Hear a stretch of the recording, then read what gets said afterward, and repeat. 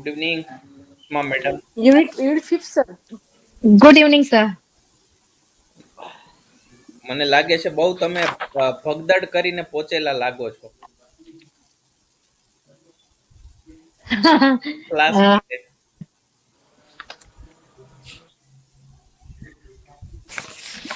Actually, sir, મારે daughter નો taekwondo class હોય ને એટલે પછી આવવામાં થોડીક પેલું ભીડ ને એવું હોય તો વાર લાગે સર. Right right. હું જસ્ટ સ્ટાર્ટ જ કર્યું કે તમે કીધેલું ને એટલે 5 મિનિટ્સ મેં કીધું વેટ કરી લઈએ. પછી મેં કીધું જ કે લાસ્ટ ક્લાસમાં આપણે શું કરેલું એ જરા રિકેપથી આપણે સ્ટાર્ટ કરીએ. સો યસ, એમાં સ્ટાર્ટ કરો શું શું આપણે કરેલું લાસ્ટ ક્લાસમાં થોડું રિકેપ.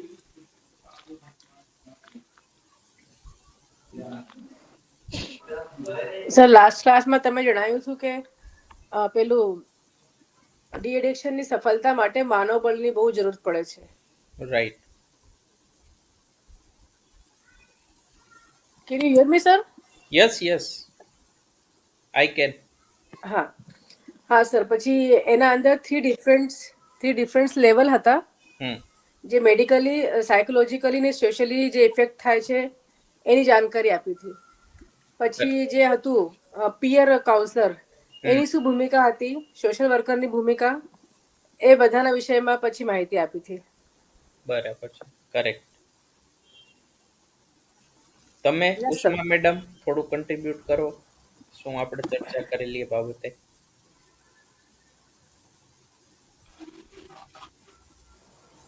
ઓલમોસ્ટ બધું આવી ગયું છે સર. સોનાલી મેમે બધું કહી દીધું.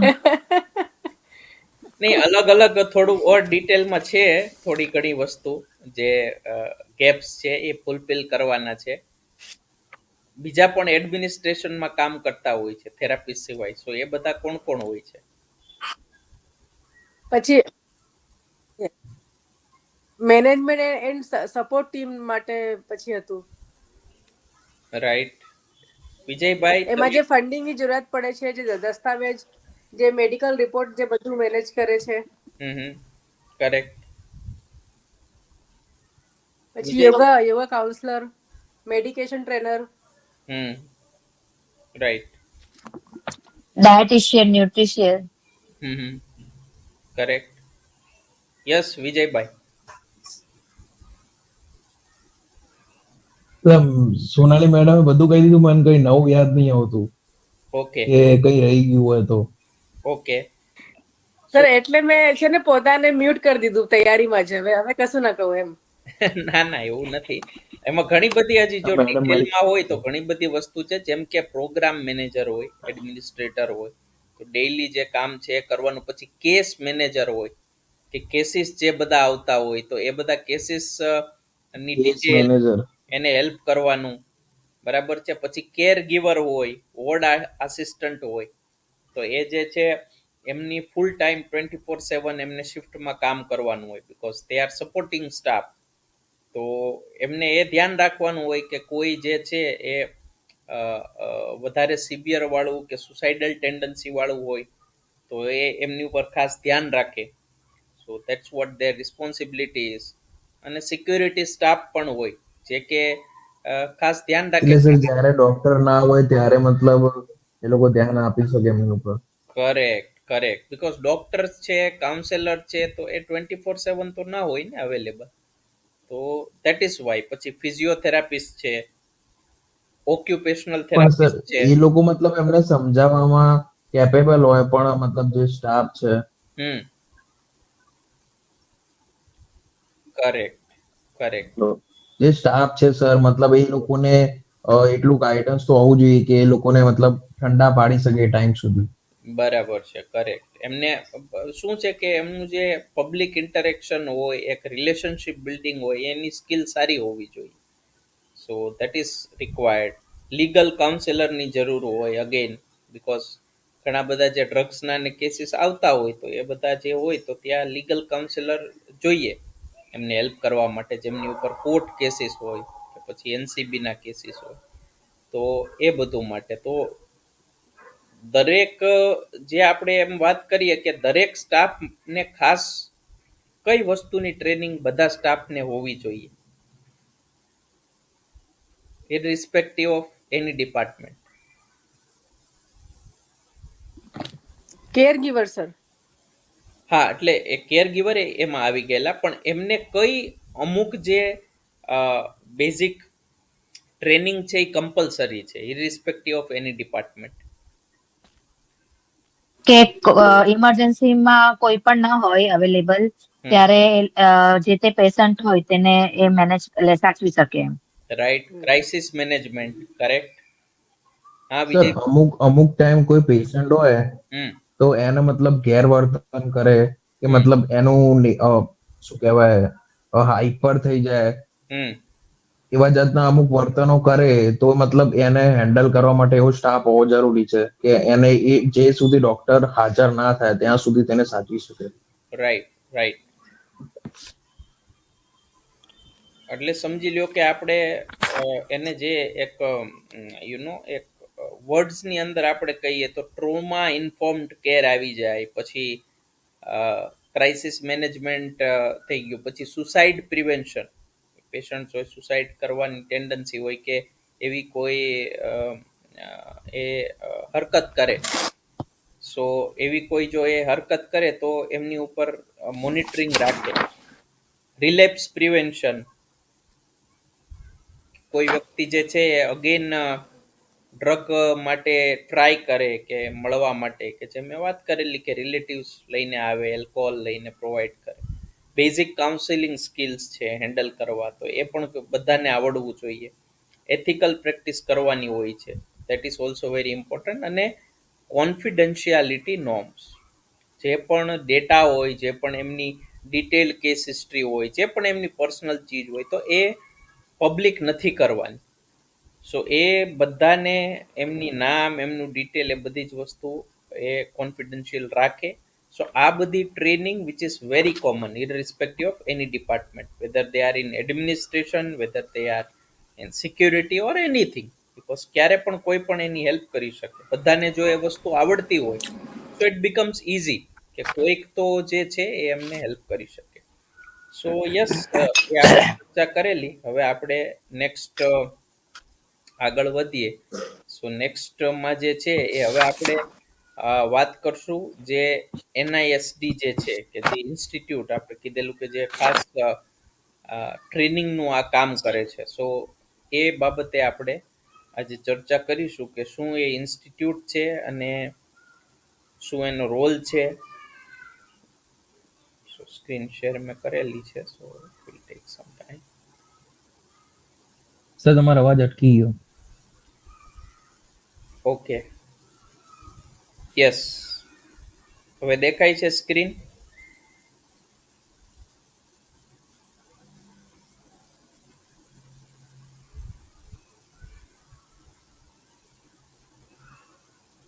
વિઝિબલ છે સ્ક્રીન હવે? Yes sir. સ્ક્રીન તો વિઝિબલ છે સર, અંદર કશું દેખાતું નથી. ના, તો ઓપન થતું હશે ધીમે ધીમે. પ્રેઝન્ટિંગ થાય છે. અચ્છા,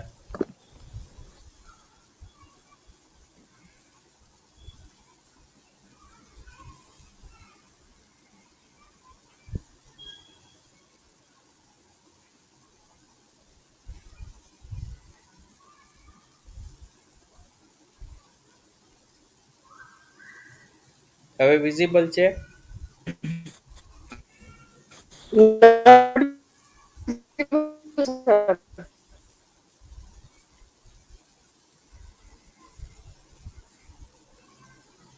પાછો અગેન હું કરું છું.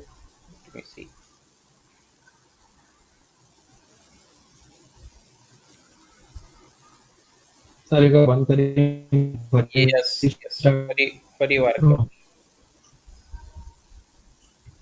આજે મને લાગે છે થોડું નેટવર્ક ફ્લક્ચ્યુએશન છે અહીંયા મારે. નેટવર્ક ઇશ્યુ થઈ રહ્યો છે. વારે વારે જે છે નેટવર્ક મને બતાવે છે કે થઈ ગયેલું છે. સર, તમે બોલો છો ને એમાં વચ્ચે વચ્ચે અટકી જાય છે.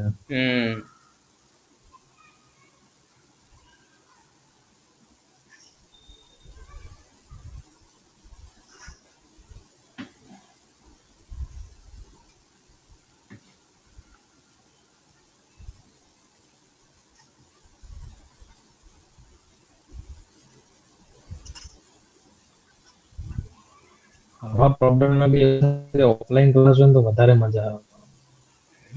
એ તો છે જ એબ્સોલ્યુટલી.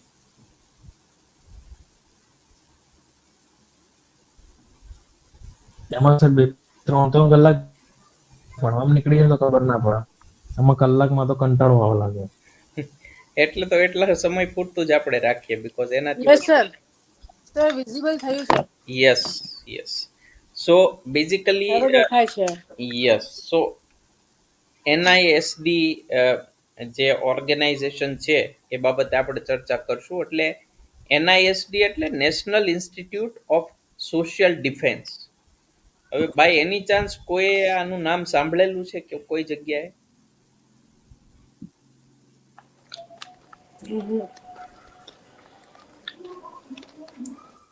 NISD નું NISD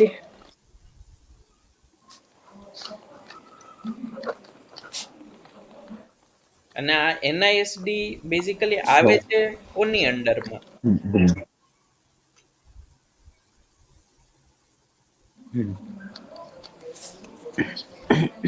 NISD કોની અંડરમાં આવશે ગવર્મેન્ટને? કઈ મિનિસ્ટ્રીની અંડર આવશે?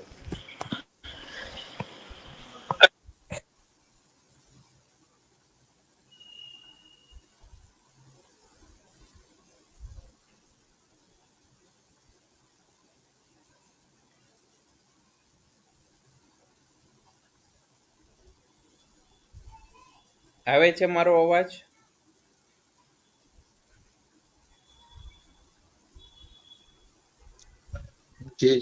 બ્રેક થાય છે સર. હા. સો NISD જે છે વચ્ચે વચ્ચે બહુ અટકે છે સર. NISD એ કયા ડિપાર્ટમેન્ટની અંડર આવે છે ગવર્મેન્ટના?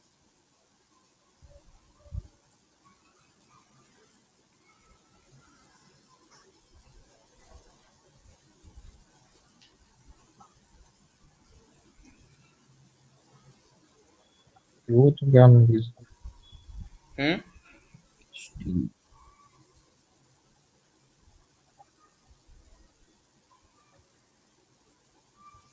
સર મને આઈડિયા નથી.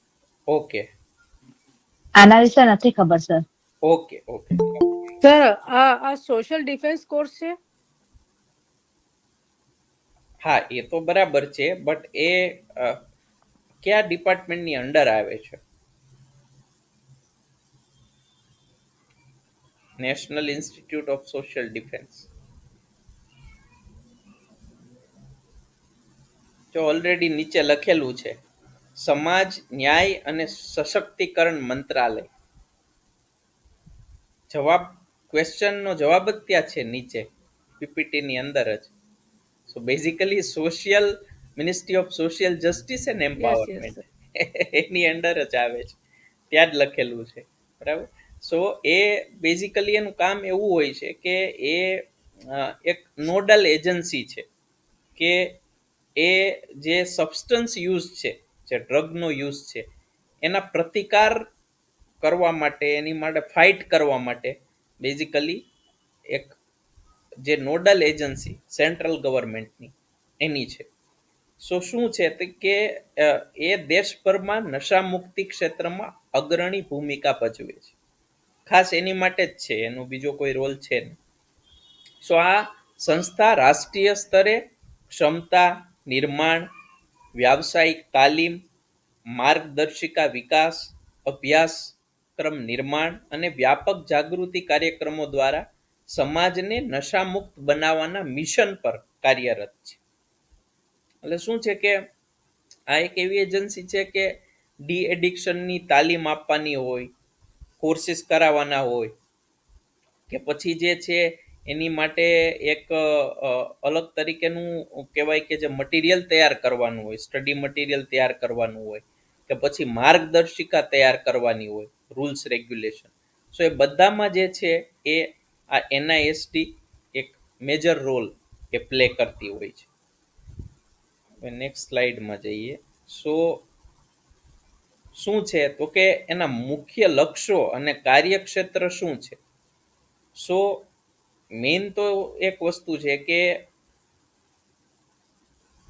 એનું કામ છે એક બેઝિકલી નીતિ અને સંગઠનાત્મક માળખું એટલે પોલિસી અને ઇન્સ્ટિટ્યુશનલ ફ્રેમવર્ક. એટલે નશા જે ડિમાન્ડ રિડક્શન છે એની માટે એક રાષ્ટ્રીય સ્તરે ઉપચાર, પુનર્વસન અને પ્રવૃત્તિઓ માટે નીતિ એટલે રૂલ્સ બનાવવા, પછી ફંડિંગ મિકેનિઝમ કે આનું ફંડ ક્યાંથી આવશે, અને માર્ગદર્શિકા, એ ત્રણેય વસ્તુ તૈયાર કરે છે. એટલે જે ministry of social justice and empowerment દ્વારા જે તૈયાર કરેલું એક national action plan four drug demand reduction એટલે NAPDDR, જે આપણે ઓલરેડી એ યોજનાની ચર્ચા કરેલી. સો એ શું છે કે એ કેન્દ્રિત યોજનાઓ તરીકે અનેક મૂલ્યો અને પ્રોગ્રામ ઘટકો નિર્ધારિત કરે છે. એટલે આ શું છે કે આ બધા જે મિનિસ્ટ્રીની યોજના તો હોય, પણ એ યોજનાને ઇમ્પ્લિમેન્ટ કરવું, પછી એની માટે જે છે એ પ્રોગ્રામ માટે જે બધી તે એના રૂલ્સ રેગ્યુલેશન તૈયાર કરવા, તો એ બધું કોણ કામ કરશે? તો એ કામ જે છે એ આ ઓર્ગેનાઇઝેશન NISD એ કરતું હોય છે. તો prevention, treatment, rehabilitation, skill development અને કેપેસિટી બિલ્ડિંગ, બધામાં એનો રોલ હોય છે. હવે એ આપાદાપી સંસ્થા છે. એટલે શું છે કે જે NISD અને ministry of social justice and empowerment દ્વારા જે રાષ્ટ્રીય સ્તરે ટેકનિકલ કે પછી જે છે એ લોકોને તાલીમ આપવાની છે, તૈયાર કરવાના છે, તો એની માટે વર્ગીકૃત કરવાનું કામ કરતી હોય છે. સો NISDમાં national centre for drug abuse and prevention, એટલે એ આખી જે વસ્તુ જે છે તો એ NISNCDAP એનું શોર્ટ ફોર્મ છે, national centre for drug abuse prevention. તો આ શું છે કે આ એક પ્લેટફોર્મ પ્રોવાઈડ કરે છે, જેની અંદર ડિફરન્ટ પ્રોગ્રામ્સ, કોર્સ એ બધા એમાં ચાલતા હોય છે. તો એમાં જે તાલીમ આપવાની છે, પછી રિસર્ચ કરવાનું છે, પછી ડોક્યુમેન્ટેશન કરવાનું છે, પછી રૂલ્સ રેગ્યુલેશન બનાવવાના છે. તો આ બધું કામ જે છે એ NISD કરે છે. હવે NISDની સાથે સાથે શું છે કે ડિફરન્ટ સ્ટેક હોલ્ડર્સ એની સાથે કોલાબરેશનમાં કામ કરતા હોય છે. જેમ કે રાજ્ય સરકારના ડિફરન્ટ વિભાગો છે, પછી NGOs છે.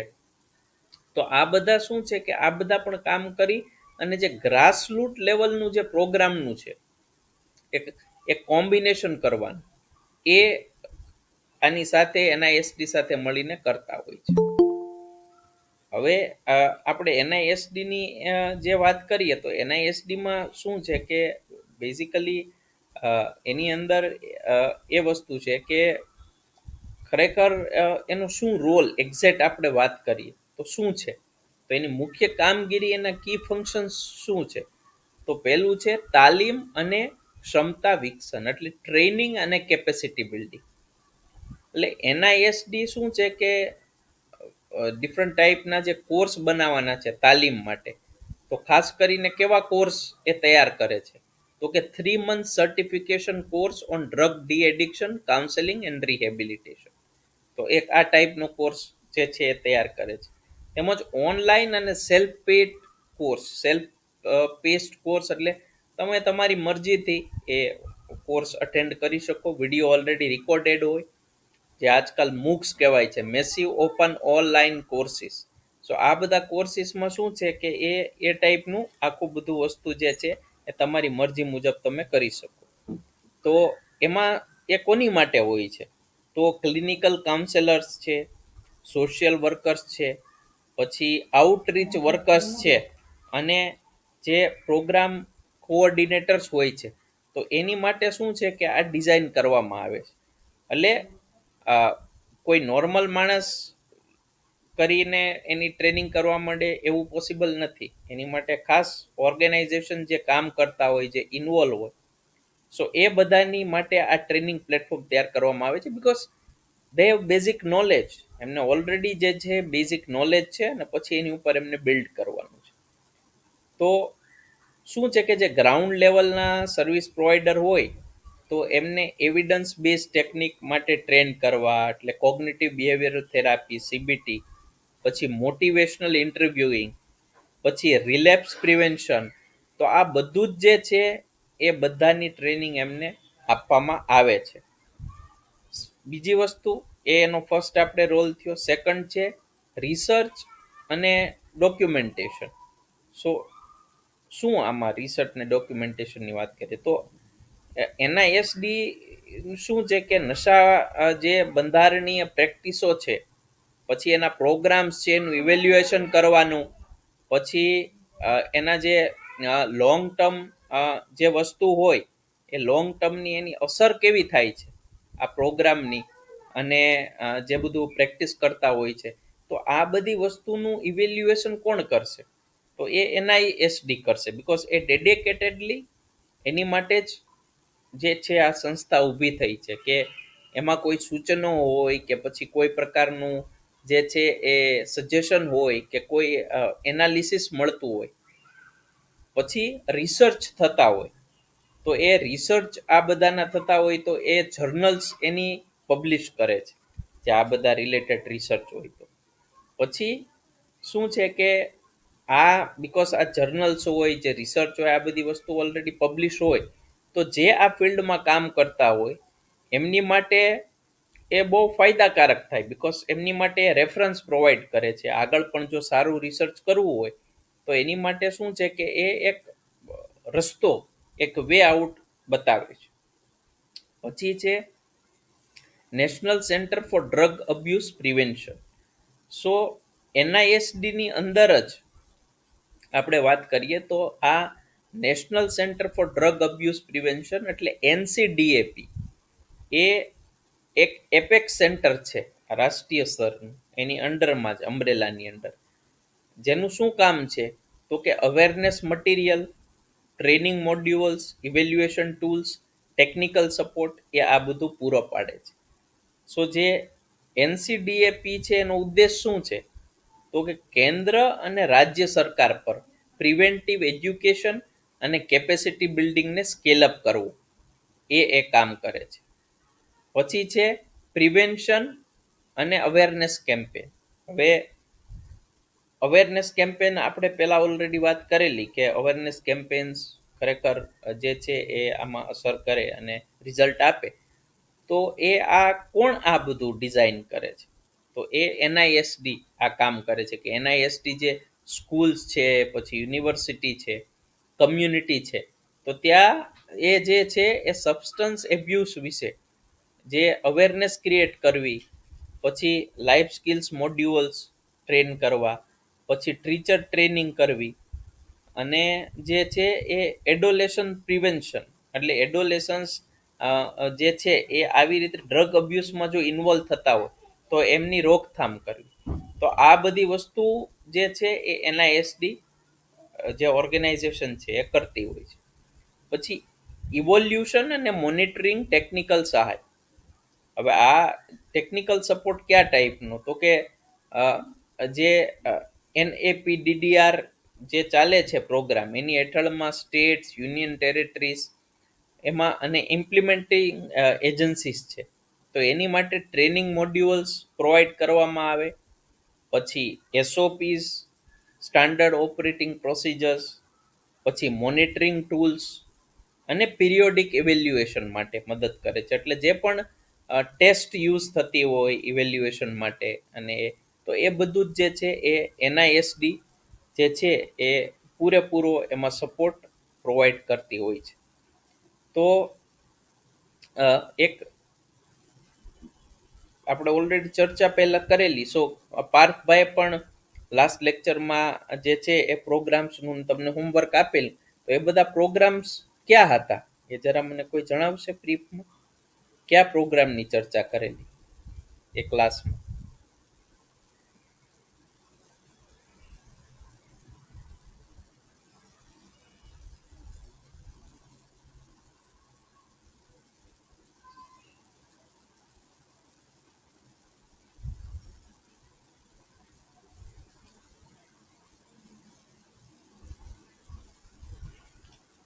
યસ, યાદ છે કોઈ અટેન્ડ કરેલું હતું?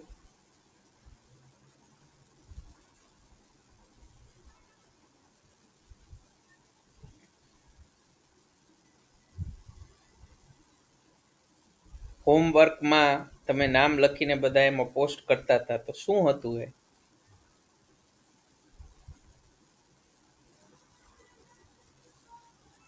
સર તમારો અવાજ બહુ બ્રેક થાય છે, સંભળાતું. હા, સો હોમવર્ક તમે જે પાર્ટ 2 ના ક્લાસ માટે પોસ્ટ કરતા હતા, એમાં જે તમે નામ લખેલા હતા, એટલે શું હતા એ પ્રોગ્રામ્સ?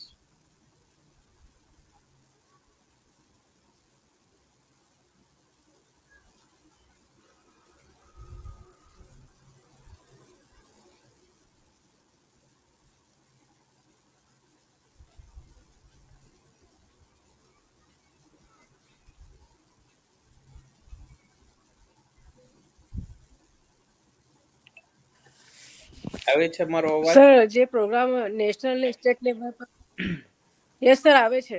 ઓકે, યસ, બોલો મેડમ. નેશનલ ને સ્ટેટ લેવલ પર જે પ્રોગ્રામ ગવર્મેન્ટ કરે છે એની વાત કરો સર આપ? Yes yes.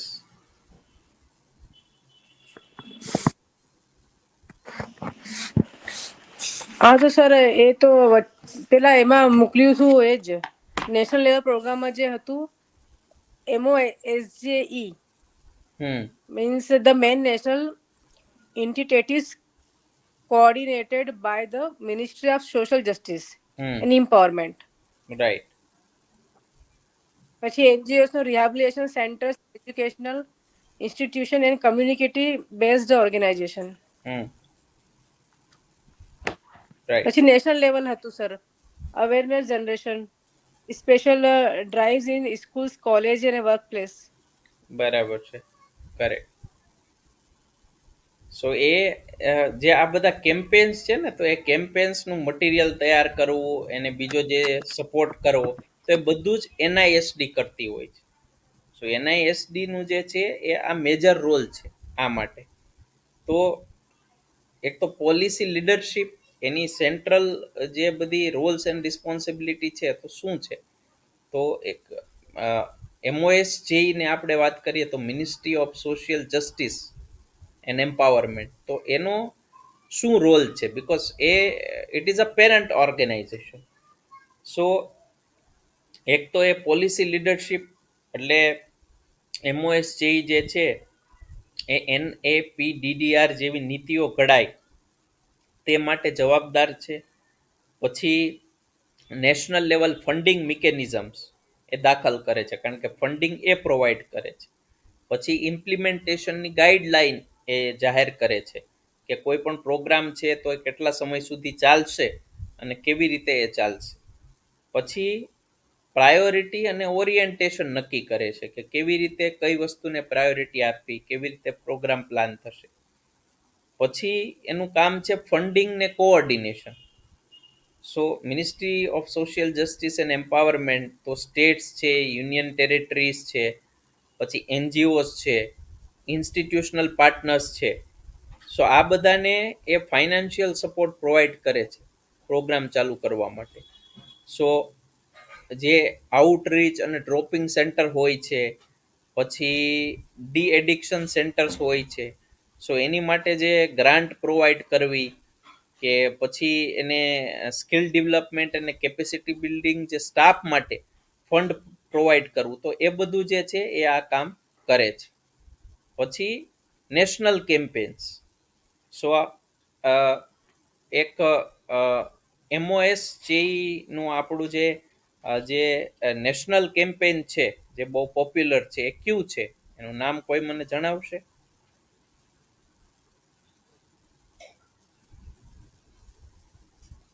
નશા મુક્ત ભારત અભિયાન સર. કરેક્ટ, એબ્સોલ્યુટલી, યસ, એ જ છે જે નશામુક્ત ભારત અભિયાન, સાચું કીધું તમે. સો એ જે છે બહુ પોપ્યુલર આખા ઇન્ડિયા લેવલે જે છે. તો શું છે કે એ શું કરે છે કે અવેરનેસ, પછી કમ્યુનિટી મોબિલાઇઝેશન, પછી વલ્નરેબિલિટી મેપિંગ, તો આ બધા ઉપર કામ કરે છે કે ક્યાં લોકો પ્રોન છે આ વસ્તુમાં, નશામાં જશે, કે આ કારોબારમાં જશે, કે એ કન્ઝ્યુમ કરશે. પછી એ શું છે કે બેનિફિશિયરી કવરેજ એક છે એનું મોનિટર કરે છે કે ભાઈ ખરેખર જે ફંડ રિલીઝ થયું એનો ઉપયોગ થાય છે ખરેખર આ કામ માટે. સો એ એક છે. પછી મોનિટરિંગ ને આઉટકમ્સ એટલે પિરિયોડિક રિપોર્ટ્સ હોય કે પછી સ્કીમના આઉટકમ્સ હોય કે બેનિફિશિયરી કાઉન્ટ હોય કે સર્વિસ ક્વોલિટી હોય, તો આ બધું જ ટ્રેકિંગ કરે છે કે ભાઈ જે બધા આવા રિહેબિલિટેશન ને બધા જે ચાલતા હોય તો એ ખરેખર એનું કેવી રીતે રિઝલ્ટ મળતું હોય છે અને કેટલા લેવલે મળે છે, એમાં શું સુધારા કરવા પડશે. તો આ બધી જ વસ્તુનું જે છે એ MOS જેઈ જે છે એ મોનિટરિંગ કરે છે. પછી ગવર્મેન્ટ ઓફ ઇન્ડિયાની આપણે વાત કરીએ કે ભાઈ ગવર્મેન્ટ ઓફ ઇન્ડિયા જે છે એનો જ આ પાર્ટ છે, પણ એ બીજા કેવી રીતે, તો ઇન્ટર મિનિસ્ટરિયલ કોઓર્ડિનેશન એટલે શું છે કે એક આંતર ક્ષેત્રીય સહયોગ જે કરવાનો કે ઇન્ટરનલી ડિફરન્ટ સ્ટેટ્સમાં, તો એનું આ કામ કરે છે. તો એમાં મિનિસ્ટ્રી ઓફ હોમ અફેર્સ એનો પણ રોલ આવી જાય છે. MOSG તો છે જ. પછી નાર્કોટિક્સ કંટ્રોલ બ્યુરો એ થઈ ગયું. અને હજી એક મિનિસ્ટ્રી આવશે જે આમાં રોલ એમનો હશે. એ મિનિસ્ટ્રી મને કોઈ કહી શકશે કે કઈ મિનિસ્ટ્રી હજી હોય જેનો મેજર રોલ હશે આમાં?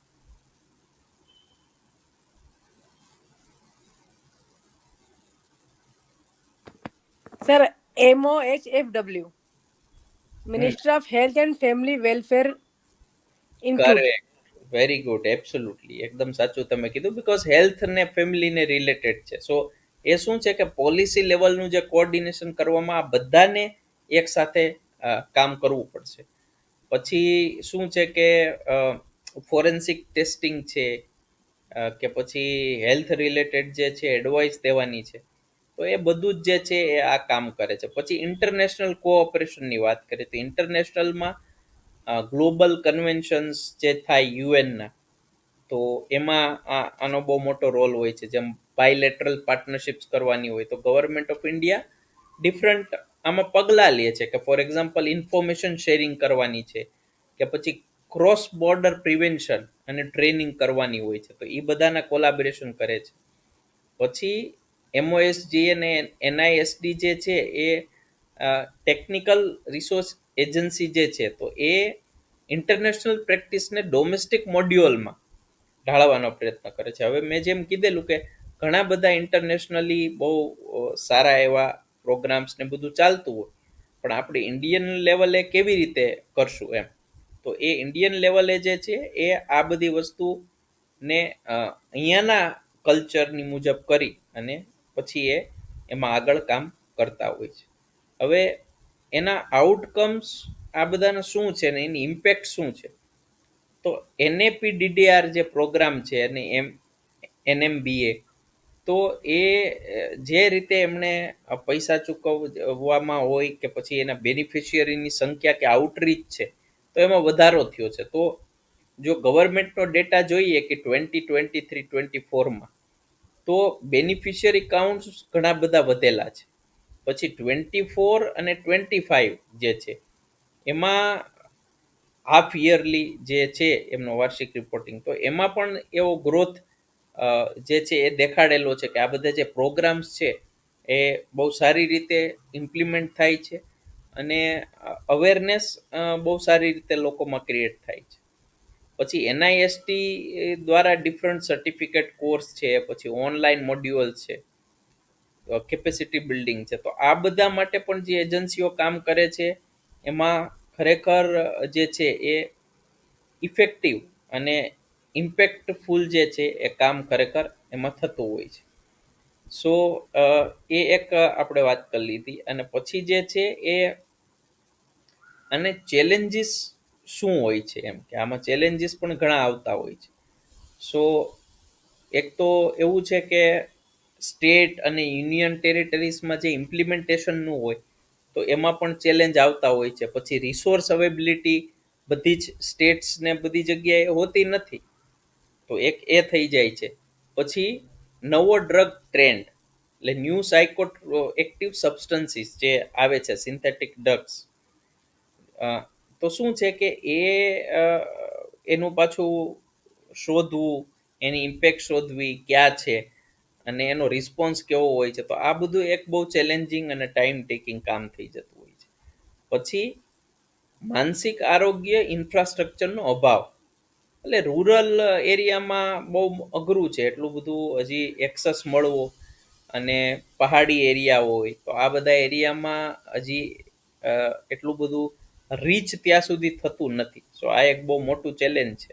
ડોક્ટર્સ ત્યાં જવા તૈયાર નથી થતા, થેરાપિસ્ટ ત્યાં જવા તૈયાર નથી થતા, અને ઇન્ફ્રાસ્ટ્રક્ચર પણ ન હોય, એટલા માટે બહુ ચેલેન્જિંગ થાય છે.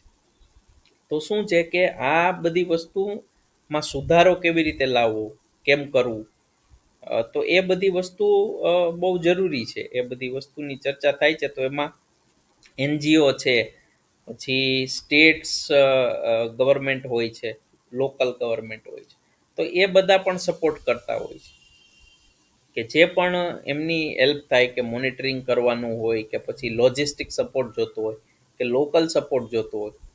કારણ કે અમુક જગ્યાએ એવું હોય કે લેંગ્વેજીસ ડિફરન્ટ હોય બધી જગ્યાએ, તો ત્યાં લોકલ સપોર્ટ જોઈએ. તો ત્યાં કેવી રીતે એનો રોલ છે, તો એ વસ્તુ ત્યાં એ લોકો હેલ્પ કરતા હોય છે. પછી ઇન્ટિગ્રેટેડ રિહેબિલિટેશન સેન્ટર્સ, એટલે પુનર્વસન અને જે પાછા રિહેબિલિટેશન કરીએ અને ટ્રીટમેન્ટ થતું હોય, તો એમાં શું, તો કે સમગ્ર સંભાળ અને ટ્રીટમેન્ટ સાથે અત્યાધુનિક કેન્દ્રો, તો એવા ડેવલપ કરવા, એ એનઆઈએસડી અને એમઓએસ છે એમાં કામ કરે છે. પછી આઉટ પેશન્ટ જે છે એમની ટ્રીટમેન્ટ, એમનું કાઉન્સેલિંગ, તો એ કરવું. અને પછી છે થેરાપ્યુટિક કમ્યુનિટી મોડલ, એટલે એવું મોડલ તૈયાર કરવું કે સોશિયલી એને એક્સેપ્ટેડ હોય, એઝ વેલ એઝ લોકોની માટે એ ઇઝી પડે એડાપ્ટ કરવું, નોટ ચેલેન્જિંગ. જે મેં કીધું ને કે ઇન્ટરનેશનલ જે બધી વસ્તુ હોય ત્યાં પ્રોગ્રામ થતા હોય, તો એને અહીંયા ઇન્ડિયન કોન્ટેક્સમાં અને સ્ટેટમાં પાછું અમુક એરિયા ડેવલપ્ડ હોય, મેટ્રો સિટીની અલગ વાત હોય અને રૂરલ એરિયાની અલગ વાત હોય, તો એમાં કેવી રીતે એને ઇન્કલ્કેટ કરીને સક્સેસ કરવું. તો એનઆઈએસડી શું છે કે એ વિવિધ પ્રકારની પુનર્વસન સેવાઓ દ્વારા વ્યક્તિઓને સ્વસ્થ અને ઉત્પાદક જીવન તરફ પાછા લાવવામાં મદદ કરે છે. તો આ એમનું મેઇન કામ એ છે. તો આપણે ઇન શોર્ટ જો વાત કરીએ, તો જે એનઆઈએસડી છે એ ભારતની નશામુક્તિ વ્યવસ્થાને મજબૂત બનાવવામાં કેન્દ્રીય અને રૂપાંતરકારી ભૂમિકા ભજવે છે. એમનો મેજર રોલ એ જ છે, જેમાં એમની વ્યાપક તાલીમ આવી જાય, પછી સંશોધન આવી જાય, પછી અવેરનેસ પ્રોગ્રામ, પછી રિહેબિલિટેશન જે છે એ. તો આ બધી વસ્તુથી શું થાય કે જે સોસાયટી છે એ વધારે હેલ્ધી બને, પછી સિક્યોર બને. સિક્યોરિટી બહુ જરૂરી છે.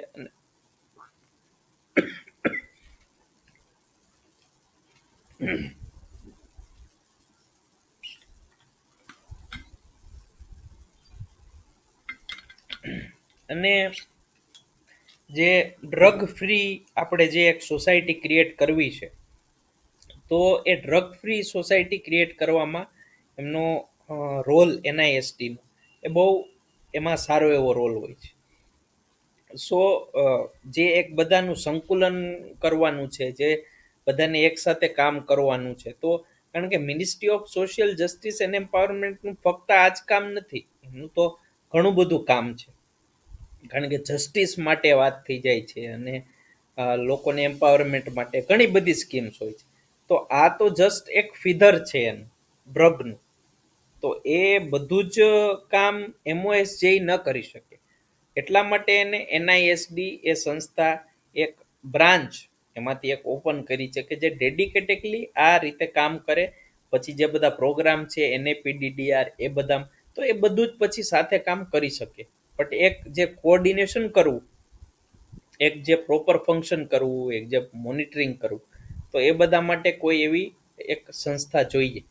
તો જેમાં જે છે એ આનો એનઆઈએસડીનો રોલ હોય છે. સો યસ, ધેટ્સ ઇટ આજ માટે. હવે કોઈ કાંઈ ક્વેશ્ચન હોય તો તમે મને પૂછી શકો છો.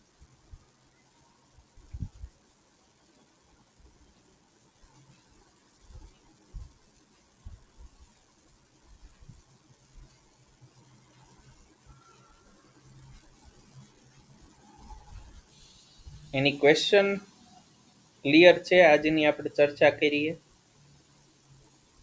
ના સર, કોઈ ક્વેશ્ચન નથી. હા, ક્લિયર છે સર. કારણ કે આ આપણે સેન્ટ્રલ એજન્સીની વાત કરી. હવે સ્ટેટ ગવર્મેન્ટનો એનો શું રોલ છે એ આપણું લાસ્ટ હશે. એટલે આ યુનિટ 5 જે છે કમ્પ્લીટ, કારણ કે હવે કોઈ એટલું બધું આમાં ડિટેલ, જે પહેલા હિસ્ટોરિકલ હતું એ બધું બહુ હતું, હવે એટલું બધું ડિટેલ્ડ કોઈ યુનિટ્સ એવા બહુ મોટા છે નહીં.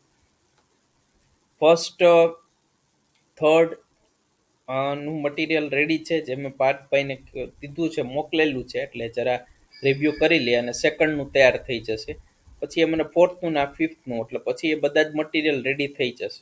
એટલે પછી જે છે હું જય સર સાથે વાત કરી લઈશ, એટલે કેવી રીતે પછી તમે મટીરિયલ શું કલેક્ટ કરી શકો, કેમ છે હાર્ડ કોપી, આપણે વ્યવસ્થા થઈ જશે. બિકોઝ એકવાર મટીરિયલ રેડી હોય તો કોઈ વાંધો નથી, મેજર મટીરિયલ થઈ ગયેલું છે. સો એ પછી જે છે એ અપડેટ તમને મળી જશે. સો કાલે પાછો આપણે ક્લાસ રાખશું, જે કે યુનિટ 5 નો લાસ્ટ ક્લાસ હશે. સર પીડીએફ ફોર્મમાં હશે ને?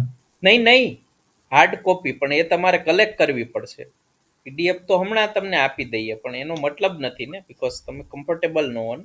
તો હાર્ડ કોપી ત્યાં પછી આપણા કોલેજમાં હશે, એ પછી અપડેટ મળી જશે ત્યાંથી. હાર્ડ કોપી તો સર અમારા ત્યાં પહોંચશે કઈ રીતે? તો કલેક્ટ કરવી પડશે ને. એ તો ક્યાંથી કલેક્ટ કરવાનું સર? ત્યાં આપણી કોલેજ છે, ત્યાં આલ્ફા કોલેજ વડોદરામાં. સર કોલેજ ક્યાં છે સર? તો અમારે ખાલી સ્પેશિયલ એની લેવા માટે અમારે ત્યાં આવવું પડે. એ તો આવું સર તો કોલેજ ક્યાં છે સર? હા, એ આ ત્યાં એમ નહીં સર, એટલે મતલબ પીડીએફ ફોર્મમાં હોય તો અમે અહીંયા પીડીએફ મતલબ ફોર્મમાં તો મળી કરેલી જ કોપી જાય, એવું થાય. પીડીએફ ફોર્મમાં તો મળી જ જાય, એ તો આમાં પોસ્ટ કરી જ દઈએ. પીડીએફ ફોર્મમાં તો કોઈ સવાલ જ નથી, એ તો તમે એની ટાઈમ વાંચી શકો. પણ જેને હાર્ડ કોપીની આદત હોય તો એમની માટે તકલીફ છે. પીડીએફ તો મળી જ જાય તમને, હું તો એમ જ માનું છું. હું પર્સનલી કોઈ બુક્સ હું રાખતો નથી, બરાબર. હું બધી જ મારી બુક્સ પીડીએફ હોય છે, મારા મોબાઈલની અંદર સેવ હોય, લેપટોપની અંદર હોય, એમાં જ હું રીડ કરું છું. આ મેં વર્ષોથી આદત ડેવલપ કરેલી છે કે એક તો જગ્યા આપણી બચે, ઘરમાં એટલી જગ્યા હોય નહીં બુક્સ લેવાની. સેકન્ડ વસ્તુ કોસ્ટ ઇફેક્ટિવ છે, બરાબર. બિકોઝ તમે ટ્રાવેલિંગ કરતા હોય, હવે હું અહીંયા ક્લિનિકે જતો હોઉં, ટ્રાવેલ કરતો હોઉં, તો હું એ ટાઈમ યુટિલાઇઝ કરું બુક્સ વાંચવા માટે. એટલે મંથમાં 2 થી 3 બુક્સ મેં વાંચેલી જ હોય, એ મારું ફિક્સ છે. છેલ્લા લગભગ 3 વર્ષમાં મેં સમજો કે 100 બુક વાંચેલી છે. સો દેટ ઇઝ વોટ, અલગ અલગ. સો એવી રીતે કોલેજ જે છે એ Gujarat institute of hotel management, એ તમે ટાઈપ કરશો ને એટલે એડ્રેસ આવી જશે. તેની અંદર આપણી આલ્ફા કોલેજ છે. સો વડોદરાનું તમે ટાઈપ કરશો Gujarat institute of hotel management, એટલે એનું એડ્રેસ આવી જશે. એટલે ત્યાં તમે જાઓ એટલે તમને બોર્ડ આવે કે આલ્ફા કોલેજ, એમ ત્યાં દેખાય અંદર એ બિલ્ડિંગની અંદર. સો પીડીએફ એ આપણે પોસ્ટ કરશું. સો જેને પીડીએફમાં ઓકે હોય એ લોકો પીડીએફ વાંચે, કોઈ વાંધો નહીં, બરાબર ને. આપણે પોસ્ટ તો કરશું જ, એવું કાંઈ મટીરિયલ પોસ્ટ કરવાનો કોઈ ઇસ્યુ નથી, એ તો આપણે ગ્રુપમાં પોસ્ટ કરી જ છે. પછી હાર્ડ કોપી જોતી હોય તો ડેફિનેટલી તમારે ત્યાં જવું પડે ને કલેક્ટ કરવું પડે, right. So that is there. Or તમે એમ કહો કે હું પ્રિન્ટ આઉટ કઢાવી લઉં, તો તમે પ્રિન્ટ આઉટ જેને હોય તો એ કાઢીને, એ તો મટીરિયલ જ છે, ધેર ઇઝ નથિંગ એલ્સ. હા સોનાલી મેડમ કંઈક બોલો છો, તમે મ્યુટ છો.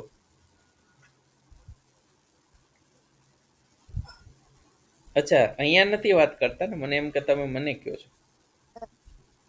ના ના, ઓકે. હા સર, હું કહેતી હતી કે મને બહાર જવાનું છે, તો કેન આઈ લીવ સર?